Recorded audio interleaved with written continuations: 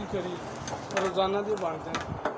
हालांकि अज ईद है दुकान बंद सी, मेरे को घर गाहक गए ना तो उन्होंने मैं बना के दिते सेवा। थोड़ी तस्वीर नहीं आ रही।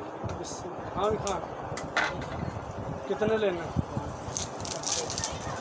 20 रुपये का एक। अच्छा जी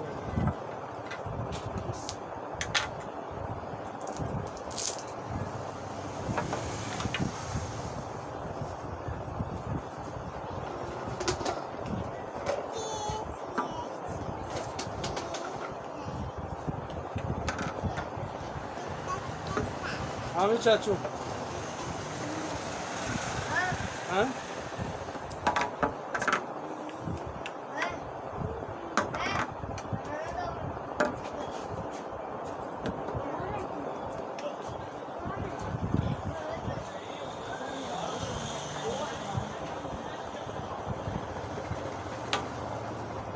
कहाँ ले गो?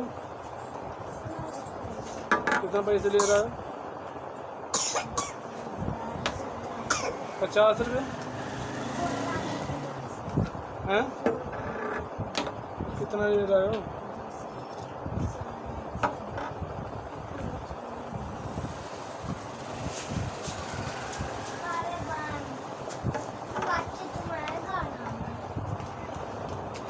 गर्मी का इस्तेमाल नहीं हो सकती भाई, जो मर्जी लाओ। मैं तुहानू कह देना कि सिर्फ 8 दिन सबर करना जे। 8 दिन तो बाद पता नहीं किन्नियां बीबियां तुहाडे मशवरा करन कि भाई की चीज़ इस्तेमाल हो रही है। चेहरे ते इन्नी वाइटनिंग और इन्नी ग्लोइंग, और फिर 1% लालगी नहीं आएगी, ना कोई दाने पड़ेंगे, सिर्फ और सिर्फ कलर वास्ते। और किसी के चेहरे ते लालगी आएगी ना उन्होंने भी ख़त्म करेगी, फिर इन्हें रंग वाइट करना है। ये गली बात ही नहीं कर रहे, इंशाल्लाह यही गल होएगी।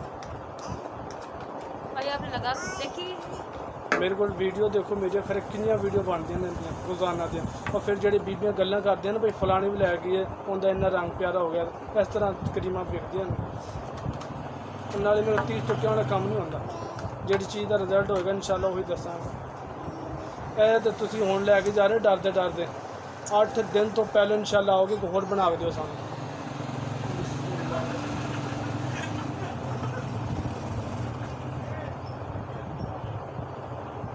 ताई मैं कह रहा हूँ कोशिश कर रहा हूँ एक ही जनी लावे बस।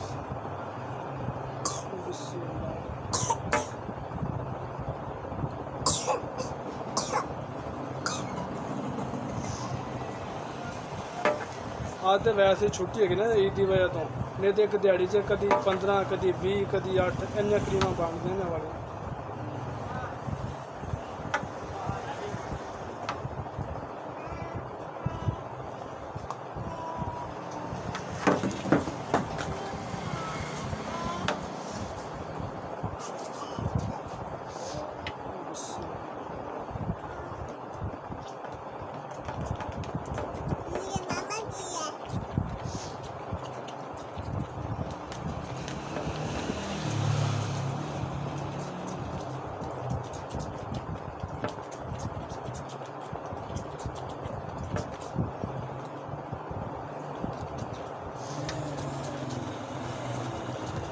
ਇਹਨੂੰ ਮੁੰਡੇ ਵੀ ਲਾ ਲੈਣਗੇ ਨਾ ਤਾਂ ਉਹਨਾਂ ਦਾ ਕੁੜੀਆਂ ਤੋਂ ਵੱਧ ਰੰਗ ਹੋ ਜਾਏਗਾ, ਉਹਨਾਂ ਨੂੰ ਰਾਸ ਆ ਜਾਂਦੀ। ਅਗਰ ਉਹਨਾਂ ਦਾ ਰਾਸ ਆ ਸਕਦੇ तो फिर लेडीज़ में तो प्रॉब्लम कोई नहीं। जी भाईजान वालेकुम अस्सलाम। और जी काका करम अल्लाह पाक।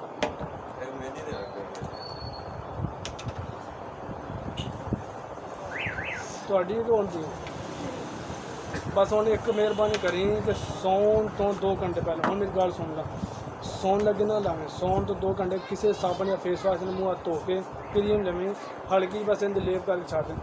सिर्फ 8 दिन अपने आप ने ना देखें, फिर इंशाल्लाह तेरा मशवरे होने कि की शायद इस्तेमाल हो, पर 1% उनका नुकसान नहीं होगा। सब तो बड़ी गल